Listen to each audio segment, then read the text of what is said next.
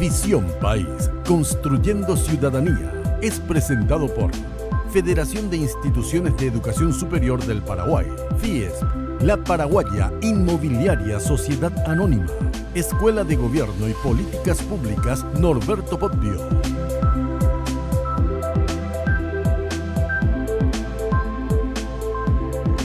Buenas noches, bienvenidos a Visión País, agradecemos su preferencia.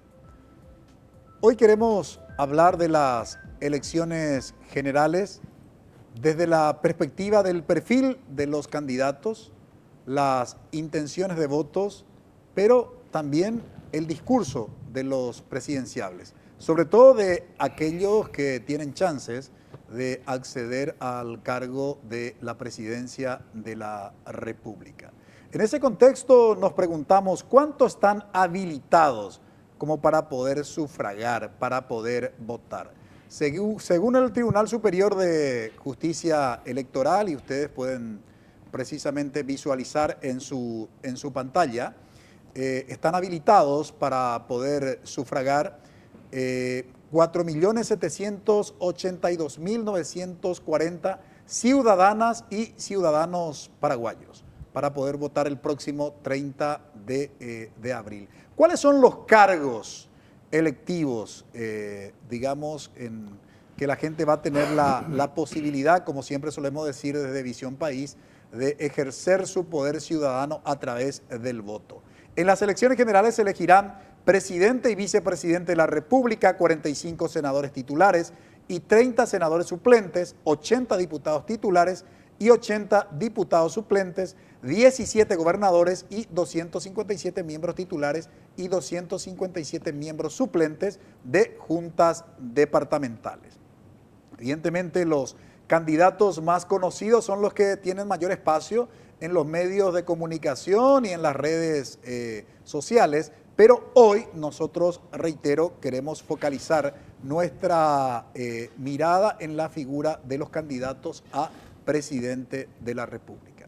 Tenemos sorpresa, digamos, respecto de las intenciones de votos, pero no solamente de los resultados de la encuesta que se dan a conocer, sino también del contenido del discurso de algunos candidatos, ¿no? Ese contenido vamos a poner en perspectiva hoy en el desarrollo de nuestro programa para tratar de entender si finalmente esos discursos están dirigidos a un sector determinado o es un discurso que tiene un sustento basado en algún proyecto de política pública que intenta transformar este estado de situación en la que se encuentra nuestro país y que está, por supuesto, vinculado con problemas de carácter estructural en el ámbito social, en el ámbito cultural, educativo, de salud, economía, etcétera. Nos acompañan hoy en Visión País para colaborar con nosotros en este análisis Line Bareiro, reconocida politóloga. Muy buenas noches, Line, y gracias por haber aceptado la invitación. A mí me encanta, con mucho gusto. También nos acompaña hoy en Visión País Hugo Duarte, politólogo. Muy buenas noches, Hugo, y gracias nuevamente por haber aceptado la invitación. Buenas noches a los que están en la mesa. Es un placer siempre estar acá. También nos acompaña José Tomás Sánchez, politólogo. Muy buenas noches, José, y gracias por aceptar la invitación. Muchas gracias a la audiencia de Visión País, muchas gracias, Francisco, y a los colegas aquí de la mesa. Bien, vamos a ir ya a una brevísima pausa, no se muevan. A la vuelta ya vamos a compartir con ustedes este escenario, digamos, en el ámbito político con vistas a las elecciones del próximo 30 de abril.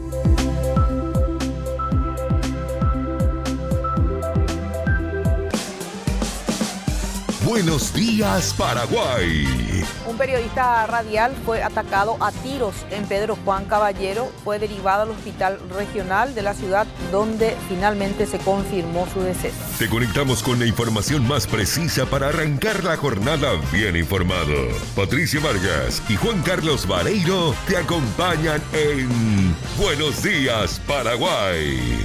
Dos hermanas fallecieron en un incendio en el barrio Reducto de San Lorenzo. Las forenses confirmaron que las jóvenes perecieron por asfixia por inhalación de humo. Lunes a viernes, después de la misa. NPI nos conecta siempre.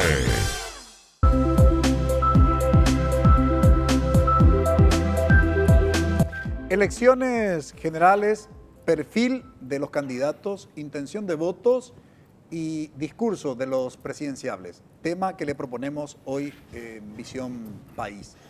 Y muchas veces se critica el nivel de participación de los ciudadanos y ciudadanas en las elecciones, sin tener ningún tipo de referencia. Queremos compartir con ustedes, en relación con lo que fue las elecciones generales del año 2018, estuvieron habilitados 4.241.507 ciudadanas y ciudadanos, votaron 2.604.547. El porcentaje de participación llegó al 61.41. Una primera lectura en relación con este porcentaje, Line, y me recuerda esto a las elecciones municipales,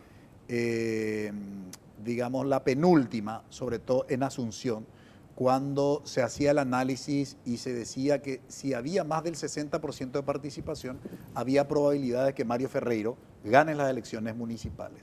Y se asociaba a que a mayor porcentaje de participación ciudadana en las elecciones, mayores eran las posibilidades de que los candidatos que no provienen de partidos tradicionales tengan la posibilidad de, digamos, ganar unas elecciones. De este porcentaje del año 2018, comparado con lo que tendríamos en el 2023, ¿cómo estás viendo? Mira, tenemos ahora casi 4.800.000, 782. Yo no creo en eso, o sea, tenemos que ver bien cómo son las cosas, porque te imaginas que decís, si es que mayores posibilidades los que no son de partidos tradicionales, y en este momento tenemos encabezando a 2 de partidos tradicionales, ¿verdad? El uno en una concertación, el otro en un partido, pero están ellos encabezando. Así que me es difícil hacer ese cálculo en estas elecciones. La otra cosa que te quiero decir sobre las elecciones generales es que realmente nuestras primeras elecciones en la historia del Paraguay, competitivas, es decir, democráticas, de la historia del Paraguay, fueron las de 1993. ¿Verdad? El 91 en las municipales, la primera vez que hubo para un cargo ejecutivo, elecciones realmente democráticas, y en el 93. Esa es nuestra historia, es muy cortita nuestra historia de elecciones competitivas para cargos electivos. Sí fue mucho más fuerte para cargos plurinominales en general. Ahora, sin ánimo de polemizar, Line, Sí. pero algunos analistas incluso critican lo de las elecciones del 93 por el antecedente en el 92 de las denuncias de robo de las elecciones en la ANR, ¿no? Ese fue un tema de la ANR, muy grave, por cierto, que es una herida que no se sanó, absolutamente no se sanó esa herida. Cuando hay disputas, emerge nuevamente, porque fue muy grosero ese robo. Ahora, no fue un problema ni de las autoridades electorales, sí, fue en todo caso de las autoridades electorales del partido, y fue un quiebre en el partido, que llevó en un momento determinado a un quiebre real, digamos, pero fue muy, muy impresionante. Yo me acuerdo del llanto de un ex presidente del Centro de Estudiantes de Derecho, y la verdad es que eso fue muy grave y sigue siendo, pero no fue un tema de las elecciones generales. Te digo porque nosotros montamos, apenas se abre la democracia, decidamos por un lado, me acuerdo que hacíamos desde cómo votar hasta qué es democracia, y Sancán. Y en las elecciones municipales ya hicimos en 20 ciudades y salimos a decir, ganó Filisola, ganó Yoyito Franco, es decir, ya el país variopinto. Y el 93 igual pusimos cara y dijimos, ganó Guasmosi. Y cuando nos dijeron hubo fraude, le dijimos, con mucho gusto nosotros vamos a volver a computar, dennos las actas que ustedes tienen y nosotros vamos a hacer, y si es necesario, comprobamos que hubo fraude, si no coinciden las actas que ustedes recibieron en las mesas con las que nosotros teníamos de todo el país, en realidad copiadas y fotografiadas, entonces les vamos a acompañar para una demanda nacional e internacional, y nunca nos dieron. Entonces, yo la verdad es que creo que no da como para pensar que hubo fraude. Sí en la interna partidaria, no en las nacionales. Ganó Guasmosí.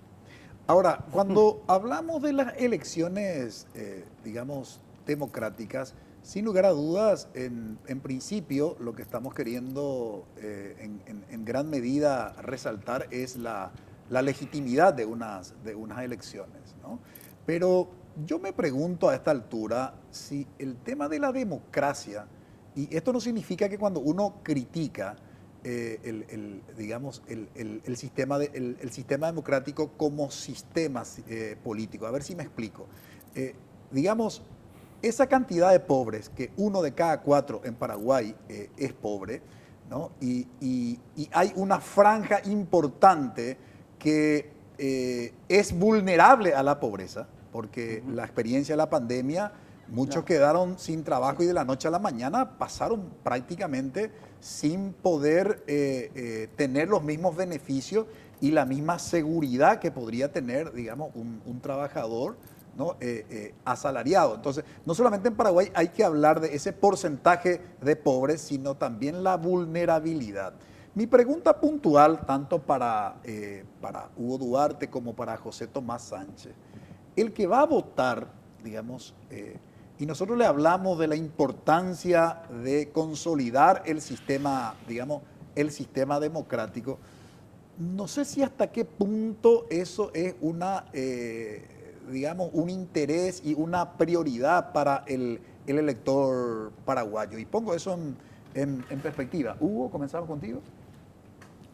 Hay un mito bastante extendido en la práctica de las elecciones de que hay como un espacio de reflexión interna, de retiro espiritual antes de las elecciones, en donde uno entra con su yo interior y hace un análisis que le conviene al país. Ese es un mito, eso no existe. Como práctica, eso es un verdadero mito, porque la realidad es que no se vota reflexivamente, se vota emocionalmente. Y eso está probado en una gran cantidad de estudios, tanto acá como en otros países, ¿verdad? Entonces, por eso, las elecciones hoy apuntan, las campañas políticas apuntan a generar emociones. Entonces, estas cosas que estamos hablando de la sustentabilidad de los procesos democráticos, la legitimidad y una serie de cosas, es más a un nivel académico, digamos, pero no a un nivel de la gente que vota. Porque la gente que vota no tiene tiempo para ese tipo de análisis porque tiene que estar gerenciando el día a día, tiene otro tipo de problemas, debe resolver otra clase de problemas y recién en el tiempo que le sobra es donde se conecta con los temas políticos de su país y allí entonces es donde la emoción manda. Eso está probado en muchísimos estudios en donde se estableció que el 70% del voto que se manifiesta en el día de las elecciones es un voto totalmente emocional. Es un voto que parte desde el corazón, desde la identidad, con una idea, con una propuesta que mueve la parte íntima de la persona. Y el 30% que son gente que están vinculados al proyecto, que votan porque tienen intereses en el proyecto que va a ganar, van a formar parte de alguna estructura, los familiares, y el otro 10% es quizás el que quiere, digamos, reflexionar de esa forma. Así que la gente que participa en las elecciones no tiene ese debate, ni sostiene ese debate en su círculo íntimo, sostiene otro tipo de debates. ¿Y vos cómo ves, José, este tema? Yo creo que la gente o las personas optamos por actuar, sea emocional o racionalmente, en base a lo que juzgamos nos sirve o no nos sirve, lo que creemos que nos va a servir mañana o lo que juzgamos nos puede servir a mediano plazo o a largo plazo. Pero todo eso varía en función a nuestras necesidades inmediatas, ¿verdad? Vos mencionabas lo de la situación de la pobreza, más o menos el 26-27% de la población paraguaya está en la situación de pobreza. ¿Cómo le resuelve la vida a la política si lo que está buscando es comer o es garantizar un tipo de seguridad para llegar a fin de mes, que su hijo coma todos los días si posible, que al final del día exista luz en la casa? En esa situación de emergencia, evidentemente, no se le puede pedir una reflexión programática, ideológica a estas personas, ¿verdad? Porque va a actuar en la medida de sus necesidades y lo que está calculando que le sirve o no. Entonces yo tengo mucho cuidado con los análisis que me parecen de un tinte moralista, decir, acá la participación 60% es muy baja, tiene que salir la gente porque si no, no puede reclamar. Yo no creo que sea así, creo que tenemos que analizar, porque cuando la participación sube o cuando la participación baja, finalmente la participación si bien es una obligación, también es un derecho, en el sentido de que uno puede también decir, este sistema no me sirve y por lo tanto me quedo en mi casa, ¿verdad? Creo que yo estoy en desacuerdo respetuosamente con lo que decía Hugo. Creo que sí, la gente toma decisiones, pero los parámetros son los que van a variar. Creo que si fuera solamente emocional, las campañas hoy veríamos mucho más de la polka, de los colores tradicionales. Sin embargo, esta es la campaña más descolorida, quizá de todo el periodo democrático, donde se bajaron los colores partidarios tradicionales, cada uno disputa en realidad el color de la albirroja, no están las polcas, por lo menos en las campañas que más se escuchan, puede ser que todavía están en las micro reuniones estén, tenemos gente o muchas propuestas que podemos decir que estamos de acuerdo o en desacuerdo, pero la gente levanta propuestas, es decir, intenta convencer a alguien, los partidos políticos sirven, finalmente tenemos los dos. Somos el único país donde el bipartidismo, hay un partido dominante y un segundo partido fuerte que viene del siglo XIX, que tienen utilidad por lo visto. Entonces, yo no creo en que sea emocionalidad y que la parte racional no esté en juego aquí. Creo que sí está en juego, creo que sí tenemos... la gente tiene limitaciones, por supuesto, por lo que el sistema le sirve o no. Linda también mencionaba el histórico de la democracia y ella... se retrotraía en el 93 como las primeras elecciones que fueron, digamos, justas o libres. Yo creo que los poderes fácticos intervinieron hasta las elecciones de Duarte Fruto, por lo menos. Acá no tuvimos una democracia competitiva hasta las elecciones del 2003, por lo menos. Y hoy todavía estamos en una democracia que es mucho más partidizada, con una carga privada sobre el control de las mesas, el control electoral, que hace que si uno no tiene dinero, difícilmente pueda competir, lo cual inclina la balanza hacia ciertos actores en contraposición a otros. Entonces creo que estamos todavía en este proceso de construcción, Francisco. Creo que la gente toma sus decisiones, pero hay que ver cuánto pesa todavía lo programático, lo clientelar. Eso también son elementos para tirar a la mesa a analizar. Sin lugar a duda, y lo vamos a poner en perspectiva. Me dio la oportunidad de poner un punto sobre lo que dijo. ¿Cómo no? Yo creo que reducir lo emotivo a lo simbólico se puede debatir si eso puede ocurrir o no, ¿verdad? Porque no se puede decir que lo emocional solamente está reducido en la polka o en los colores. Esa es una reducción que no tiene sentido. Lo emocional está en otro tipo de cosas, tiene que ver con el humor social que hay en ese momento en la sociedad, o si no, no se explicaría, por ejemplo, lo que ocurre con el candidato Payo Cubas, por ejemplo. ¿Te parece, Hugo, José, Line, a la vuelta de la pausa vemos como un elemento también del análisis lo que están planteando justamente los invitados? La Escuela de Gobierno y Políticas Públicas Norberto Bobbio convoca a preinscripción para la carrera de técnico superior en prevención del uso de sustancias psicoactivas, formando recursos humanos competentes para la prevención del consumo de drogas. Esta tecnicatura superior se desarrollará con base en dos disciplinas científicas: la ciencia de la prevención y la ciencia de la implementación con base en evidencia científica. Para mayores informaciones pueden llamar o escribir al WhatsApp 0981-256-726. Vamos a ir a una brevísima pausa. Sin lugar a dudas, cuando hablamos del escenario político paraguayo tiene sus peculiaridades y características muy especiales que, sin lugar a dudas, viendo lo que fue este periodo, lo que fue las elecciones generales en este periodo democrático, vamos a analizar también si hubo sorpresa o no hubo sorpresas en las otras elecciones y qué probabilidades habría de que tengamos sorpresa el próximo 30 de abril. Brevísima pausa.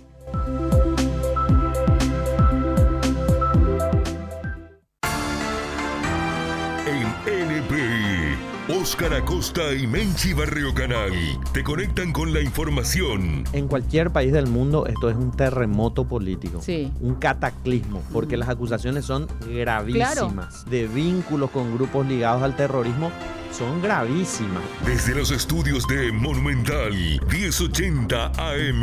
¿Las autoridades del Ministerio Público harán algo, cree usted? No, yo no creo. Si no hizo la Fiscalía en todo este tiempo. En voz alta, lunes a viernes a las 14 horas. NPI nos conecta siempre.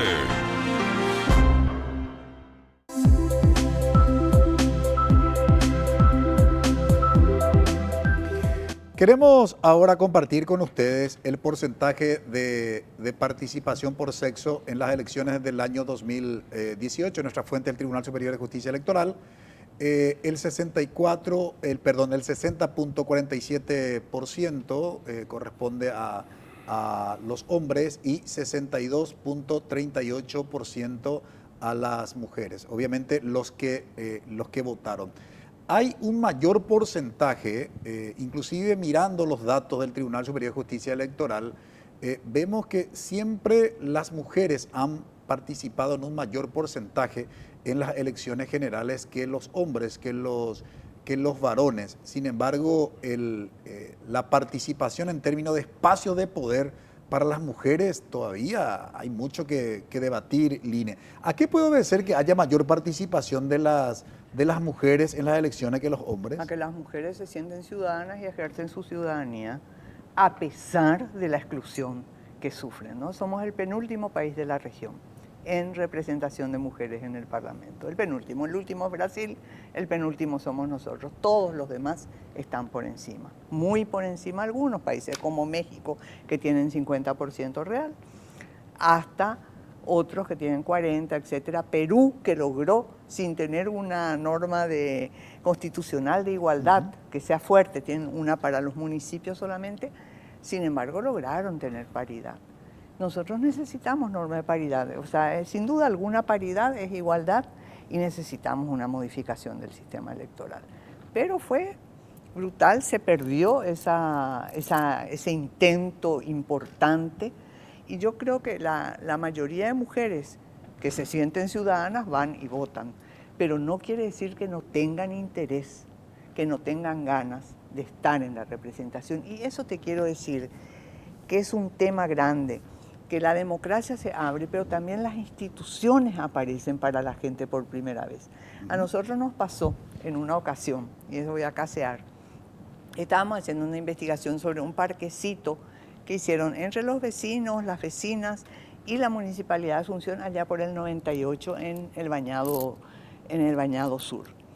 Y se quejaban mil cosas contra la municipalidad. Entonces en un momento yo pregunté, ¿y antes era mejor? Y me miraron todito como si fuera yo una loca y me dijeron, antes no había la municipalidad, antes era la seccional. Me explicaron ellos. Y los municipios son las instituciones más antiguas del Paraguay. Es nuestra primera forma de Estado, en el Estado colonial, pero de Estado al fin. Entonces, hay un tema que es importante. Y lo mismo también, la gente acá cambia de voto cuando hay esperanza. Una cosa es cuando se puede despertar esperanza efectiva, que es lo que pasó, según yo, el 2008. La gente creyó en un proyecto, que no era por la estructura de un plan de gobierno, sino que hacen por esperanza. Y eso fue muy, muy interesante, porque cuando no tienen esperanza, cuando la ciudadanía paraguaya no tiene, medio que prefieren lo conocido, es algo así.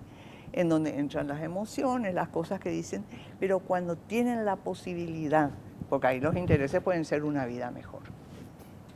Los intereses pueden ser, efectivamente, una vida mejor, pero no le hagas el cuento de lo que ya saben ellos que no se va a cumplir. Creo que hay una sensibilidad en la gente en saber cuándo es y cuál es la disputa efectiva que está en ese momento y cómo les va a afectar directamente. Ahora, en relación con el tema de los habilitados y la franja etaria, vamos a ver cómo está la distribución.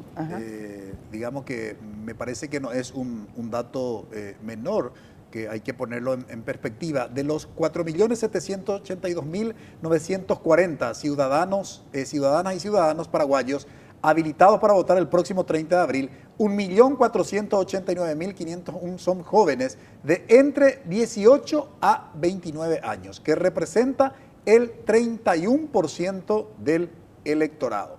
Ahora bien, veamos la otra franja etaria, porque son 3 la que considera el Tribunal Superior de Justicia Electoral. 2.714.400 son adultos de entre 30 a 64 años, que representa el 57% del electorado. Y la tercera franja, según el Tribunal Superior de Justicia Electoral, 579.039 son adultos mayores de 65 años y más, que representa el 12% del electorado. Solemos escuchar que son los jóvenes, algunos analistas por lo menos sostienen en estos últimos tiempos, que si hay una participación mayoritaria de los jóvenes podrían decidir las elecciones. Sin embargo, el mayor porcentaje no está en esa franja juvenil, Tomás. Hay que pensar un poco cuál es el joven político que está detrás de esta visión que tenemos del joven que está participando, luchando, poniendo entusiasmo. Nosotros tenemos una sociedad en la que los jóvenes a los 18, 20 años, hace 50 años estaban haciendo una cosa, probablemente manteniendo una familia ya. Hace 30 años estaban haciendo otra cosa, probablemente ya con mayor desarrollo profesional, alguna experiencia ya universitaria, pero ya a lo mejor casados y con hijos.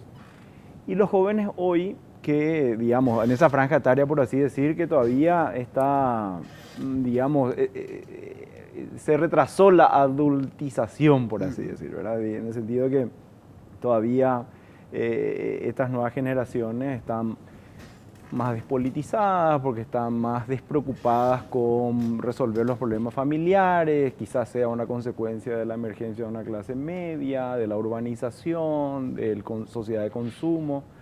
Entonces, ¿dónde ponemos, cuando pensamos en el joven, pensamos en los jóvenes del marzo paraguayo, que eran, o los jóvenes que en los 80 estaban peleando contra la dictadura, o quizás los que en 1931 eran los del colegio que estaban ahí en el frente del Palacio de Gobierno? Yo creo que esos jóvenes de 18 a 25 años no son esos que estaban sumamente políticos en la época de la dictadura, ya en el colegio y saliendo un poco a la universidad.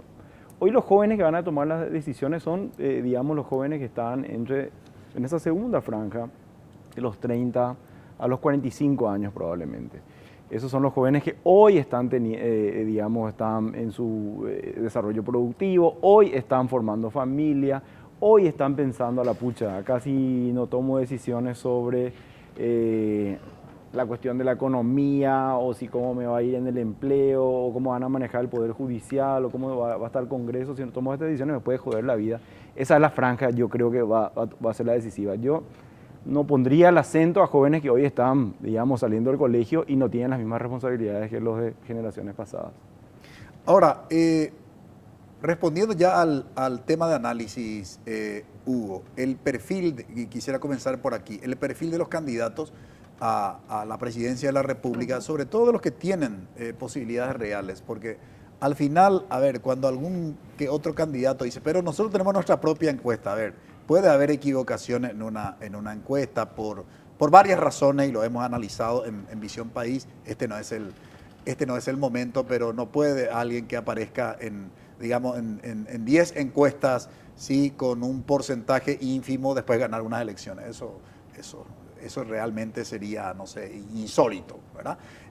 Por ello queremos hablar de aquellos que digamos, aparecen en los resultados de la intención de votos con probabilidades reales. Obviamente estamos hablando del candidato de la ANR y de los candidatos de la ANR, presidente, vicepresidente, y de los candidatos de la concertación, o de los candidatos de la concertación y la ANR, para que nadie se enoje, no diga, primero dijiste esto, por eso hay una identidad. No, ustedes saben que nosotros en Visión País hacemos el esfuerzo por, digamos, analizar con cierta objetividad, y objetividad no significa tener una posición, ojo. Desde ese punto de vista del perfil de los candidatos, Hugo, ¿cómo estás viendo este perfil en los dos con mayores chances de llegar al poder? Bueno, Efraín Alegre no ha cambiado mucho su perfil político que había presentado en las otras elecciones, donde le ocupó estar una persona frontal, una persona con una suerte de espíritu de justiciero. Se presenta siempre tratando de interpelar a ciertos sectores, ¿verdad? Y siempre su perfil es más dirigido hacia la interpelación hacia los adversarios. Santipeña, digamos que tiene un perfil de un administrador, casi de un gerente. Plantea cuestiones relativas a su profesión, a su experiencia, quizás a su formación, pero se presenta como alguien que busca generar un poco confianza a partir de una idea de administrar de manera eficiente el Estado. Efraín se presenta con un perfil un poco más moralista, un poco más dispuesto a combatir la mafia que está dentro de las estructuras de la sociedad, porque ya no podemos hablar que la mafia está solamente en algunos lugares. La mafia está en toda la sociedad, ¿verdad? Hemos tenido casos de narcotraficantes que eran socios de las asociaciones rurales del interior, eran miembros de comisiones directivas y después fueron procesados por narcotraficantes, por ejemplo, ¿verdad? Así que está en todas las estructuras de la sociedad. Y estamos ante esos dos propuestas, esos dos perfiles.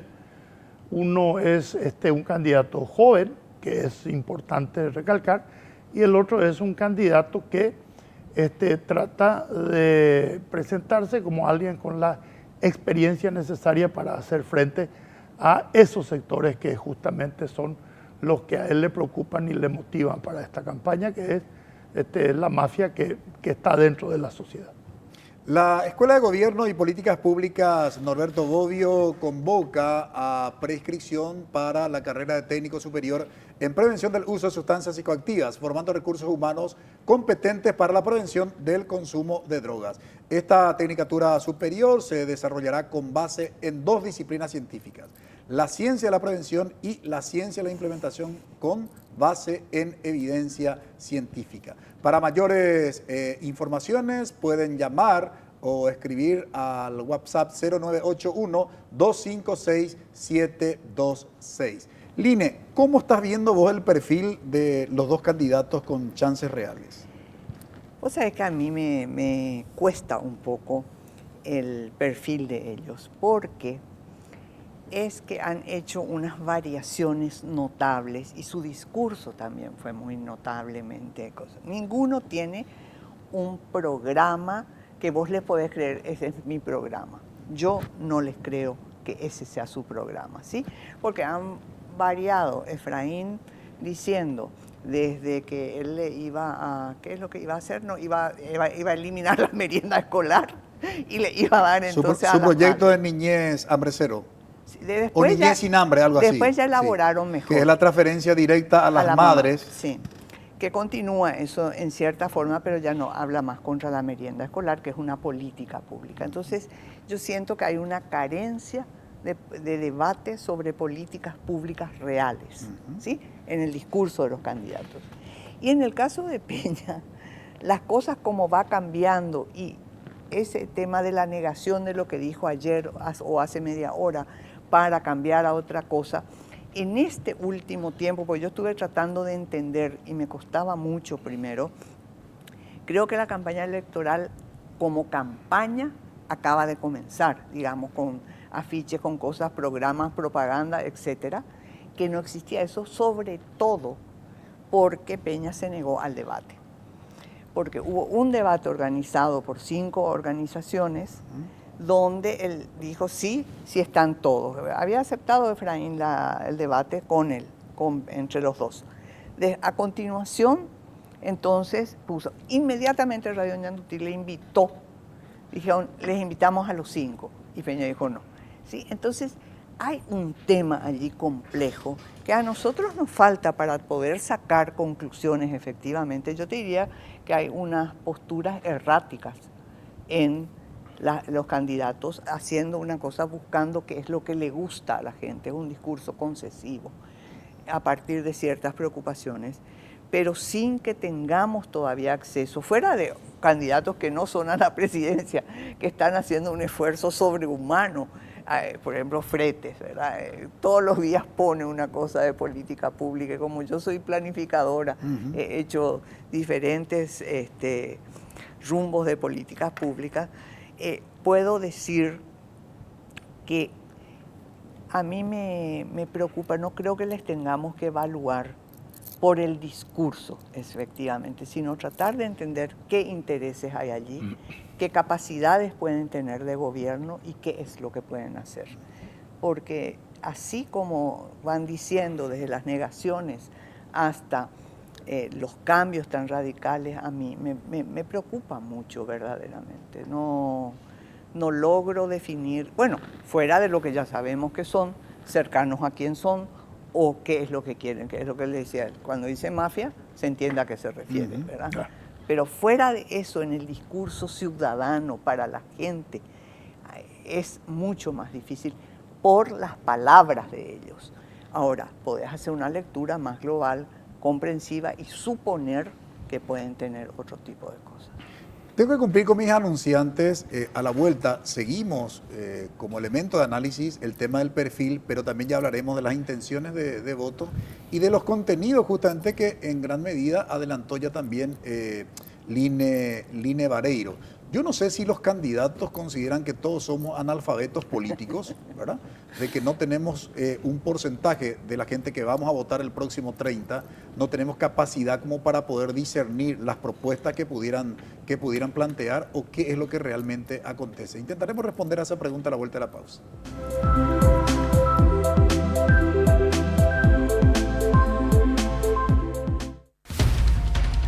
Teledía de 13 a 14. Nos centramos en informaciones que resulten útiles para el desarrollo de tus actividades. Un accidente de tránsito con derivación fatal, una agente del Ministerio Público que también resultó herida. Esto ocurrió en el departamento de Canindeyú. Conéctate con Carolina Arévalo y Roberto Coronel en Teledía de 13 a 14. Bien, la Sala Penal de la Corte Suprema de Justicia ratificó la prisión preventiva del periodista Carlos Granada, imputado por coacción sexual y acoso. De lunes a viernes a las 13 horas, NPI nos conecta siempre.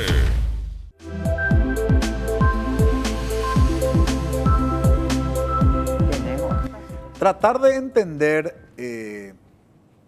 el discurso de los presidenciables con mayores chances, no sé si resulta complicado o no. ¿Cómo ves, Tomás? Primero la cuestión de la intención de votos. Creo que, a pesar de que en el 2018 también alguna encuestadora le había dado a Efraín por encima de Mario Abdo Benítez, a pesar de una campaña feroz que hubo de un porcentaje de varias encuestadoras que le da una diferencia abismal a Mario Abdo por encima de Efraín. A lo que voy no es la primera vez que la encuesta le dan como, ganador a Efraín, pero sí quiero poner como un elemento que considero relativamente importante, que tiene que ver con esta encuestadora de Brasil, ¿no? Por primera vez, así una encuestadora internacional, ¿verdad? Le da una cierta ventaja, digamos, al candidato de la Concertación. Eso vinculado con los discursos de los dos presidenciables, ¿cómo habría que comprender? Que metes dos asuntos ahí distintos y complementarios para el análisis, necesitamos mucho tiempo para ello, ¿verdad? En primer lugar, el tema de las encuestas. Yo creo que reitero, estas son las campañas más descoloridas en cuanto a los colores tradicionales y la importancia de los partidos tradicionales. Santiago Peña, estoy de acuerdo con el colega Hugo, que decía que más el rol gerencial, ¿verdad? Exacto, Santiago Peña viene de un rol de gerente en conversión a ser político, ¿verdad? No estaba tan apurado porque el líder político del movimiento más importante del Partido Colorado hoy, digamos, entre comillas, pero por lo menos hasta diciembre, hasta el 18 de diciembre del 2022, el cartismo, estaba, digamos, vigente con toda su fuerza económica y política, que después lo económico fue destruido y eso va a afectar lo político, pero Santiago Peña entonces venía en esa conversión y entonces él su campaña comienza con, digamos, una idea de cambio, de que esa fuerza política no viene del oficialismo, viene a jugar, a ser como un candidato independiente, el color blanco, fuera los pañuelos, pero que digamos, con lo que sucedió después en el Partido Colorado, con la crisis por la sanción a Cartes y a sus empresas, con todo lo que eso generó en la interna colorada, eso lo llevó de vuelta a recalcular, ¿verdad? Recalcular si acá lo que tengo que hacer es cerrar mis filas internas, buscar el voto independiente o no, ¿verdad? O el voto de terceros sectores. Entonces, digamos, el perfil de la candidatura, él se desdibujó por eso, ¿verdad? Por la aceleración a tener que convertirse en político y por saber si jugar a cerrar filas internas o conquistar el voto de afuera. Y por otra parte, el perfil de Efraín Alegre, efectivamente un político de carrera, 40 años de carrera, que pasó por varios de los poderes del Estado y está jugando su tercera chance a la presidencia, también genera una innovación política al generar la concertación nacional y el padrón abierto, que puede ser algo que impacte mucho las reglas de juego para adelante, ¿no? Entonces también él tiene que bajar la bandera liberal y elevar, digamos, mayor convergencia de actores de los que están en la concertación. Entonces eso afectó también la campaña. En cuanto a los discursos, ambos están jugando a cómo manejo las instituciones existentes. Ninguno está diciendo acá vamos a aumentar los impuestos, acá vamos a redistribuir esto, acá vamos a cambiar drásticamente la dirección del Estado para favorecer o a los empresarios, o a los trabajadores, o a las mujeres, o al campesino. Eso no está en juego, es cómo manejo las instituciones existentes. Los dos están en ese plano. Ahora, entonces ahí vienen las propuestas que son básicamente de índole reformista, ¿verdad? Sí, los ataques vienen con relación a que el otro es el que no puede manejar las instituciones. De un lado viene a decir, el otro representa a la mafia, el otro representa al crimen organizado, el otro representa al lavado de dinero. Y desde el lado de Santiago Peña hacia Efraín viene, bueno, todo el discurso que Efraín Alegre no puede administrar, o los problemas que tuvo, o que dicen que ha tenido en el manejo del Partido Liberal, etcétera. En realidad no tienen mucho de qué agarrarse. Pero entonces la discusión está en qué hacemos con las instituciones existentes. No hay nada radical en juego entre estos dos actores. Ahora, Hugo, no sé si coincidís con esto que estamos poniendo en perspectiva, digamos, y yo en eso creo que tiene razón José en su análisis cuando dice que estas elecciones probablemente sea entre las últimas generales sin no sé qué calificativo utilizar, pero los candidatos generaban entusiasmo por lo menos en sus propios partidarios. Y acá, sin embargo, no vemos eso, ni a través de los medios de comunicación y menos en aquellos encuentros tradicionales que solían tener ya un mes antes de las elecciones. Imagínate, el Partido Colorado anunció de que no tendría un encuentro que es característico de cierre en Asunción, digamos, ¿verdad? Con el poder de convocatoria que demostraban, que eso no es una cuestión, digamos, menor, atendiendo un poco a la dinámica propia de nuestros partidos tradicionales, ¿no? No lo va a hacer. Entonces, eso en realidad a mí me sorprendió, porque eso es una demostración de poder, de convocatoria sobre todo, ¿no? ¿Cómo vos estás viendo? Yo creo que José fue un poco amable al decir descoloridas. Yo voy a decir aburridas. Yo creo que estas son las elecciones más aburridas y las más pobres en mucho tiempo, financieramente. Nosotros que estamos un poco trabajando, tratando de apoyar a algunos candidatos y ayudar a algunos candidatos, nos damos cuenta que el mercado para producir bienes que se demandan ahora en época electoral no se movió ni el 60%. Hay carteles por todo el Paraguay, hay carteles que no se usan, carteles que están carteles de vía pública que están sin campaña, sin propaganda, ¿verdad? Hay espacios televisivos que no aparecen, en los medios tampoco. La gente trata de ahorrar o utilizar yendo a las redes sociales. No hay mucho profesionalismo también en el manejo de las redes sociales. Es un vaipú que uno no entiende a veces sí que es, ¿verdad? Pero eso es lo que vemos en este momento. Y en cuanto al discurso de los candidatos, creo que no podemos diferir demasiado en lo que se dijo, ¿verdad? Es un discurso hasta casi digamos cansino porque no ofrece ni siquiera matices que nos permitan, ese es un tema interesante, no, simplemente están enfrascados en ese discurso de yo soy el mejor, vos sos el peor. Del otro lado se repite, pero al revés la misma cosa.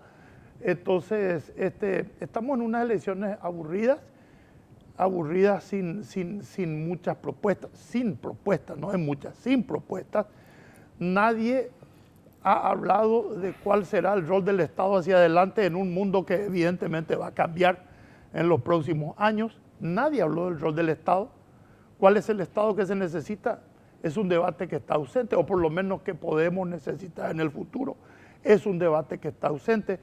Las instituciones que están son las que se necesitan actualmente, tampoco se habla de eso. Entonces, lo que tenemos acá son elecciones que simplemente van a definir cuál de los dos candidatos tuvo mayor inteligencia para juntar los votos, o mayor oficio. Es todo.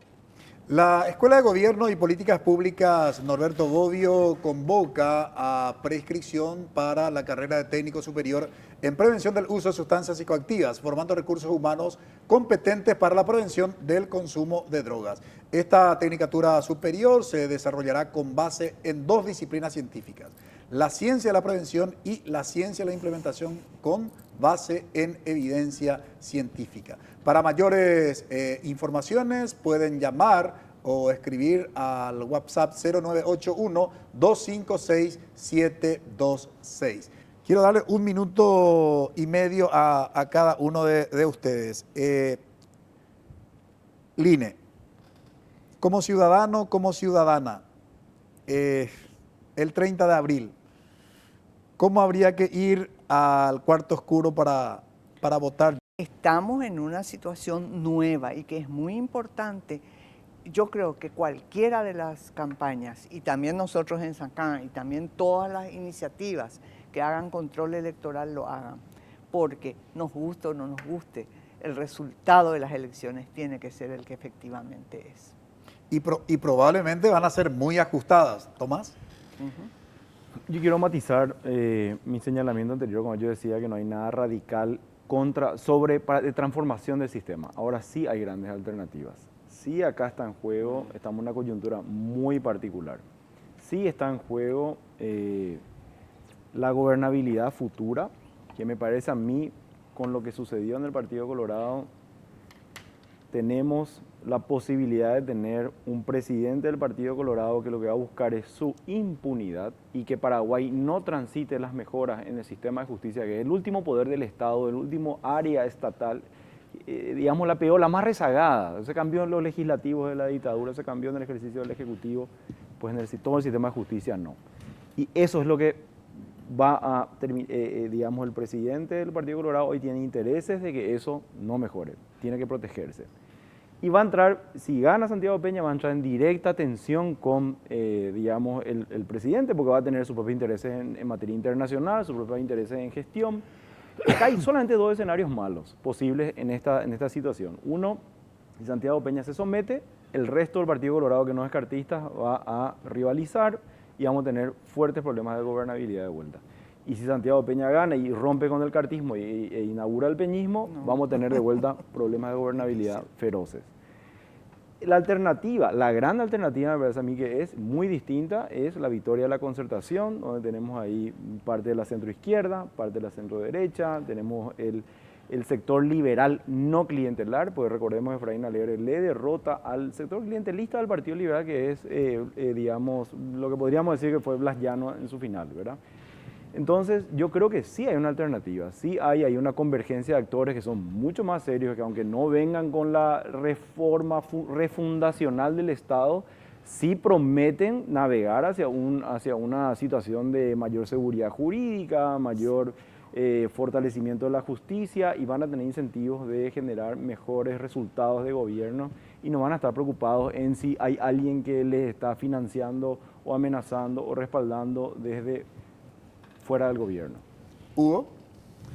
Bueno, sí. Yo no soy tan optimista con relación a que haya alternativas. Yo creo que en realidad no tenemos puerta de escape. Esa es la sensación que yo tengo. Dentro de la Concertación, mirando las listas del partido tradicional, ahí hay también gente que ha votado por la impunidad de Sandra Quiñones, por ejemplo, sin ningún inconveniente. ¿Qué seguridad de que va a haber un cambio de visión en la justicia nos pueden dar? Ninguno. Entonces no podemos decir que ahí viene un grupo de gente que... no, yo particularmente creo que ninguno de los proyectos trae un proyecto de cambio. Lo que traen es tratar de almidonar un poco mejor ese estado arrugado que está, ¿verdad? A ver si lo hacen un poco más presentable y simular que estamos un poco en el camino de la modernidad y de la transformación, porque en realidad eso es lo que se está haciendo en los últimos años, ¿verdad? Tratando de simular que hemos adoptado los valores de la democracia liberal y que vamos caminando en una sociedad abierta y una serie de cosas, pero en el fondo esos grandes prejuicios del autoritarismo y de toda esa carga que tenemos en la cultura siempre sobreviven allí. Entonces, yo no me hago muchas esperanzas. La gente probablemente va a votar. Yo decidí por quién votar. Creo que hay candidatos que merecían ser más protagonistas, que hay candidatos que merecían tener mayor espacio, porque allí me parece que estaba el elemento revulsivo que podía haber ayudado para que esto mejore. Bien, veamos qué pasa finalmente el 30 de abril. Muchas gracias, Tomás. Muchas gracias por la invitación. Muy amable. Gracias, Line. Muy amable. Gracias, Hugo. Brevísima pausa. A la vuelta presentamos nuestra conclusión.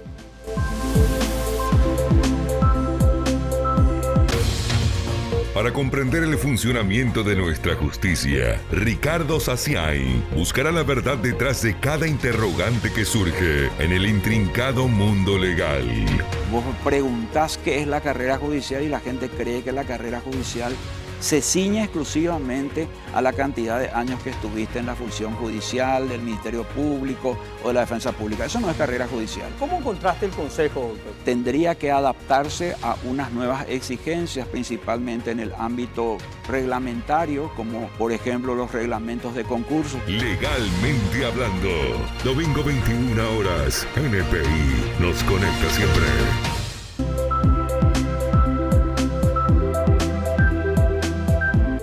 El próximo domingo será un día decisivo para nuestro país para los próximos 5 años, porque vamos a estar decidiendo quién nos va a gobernar.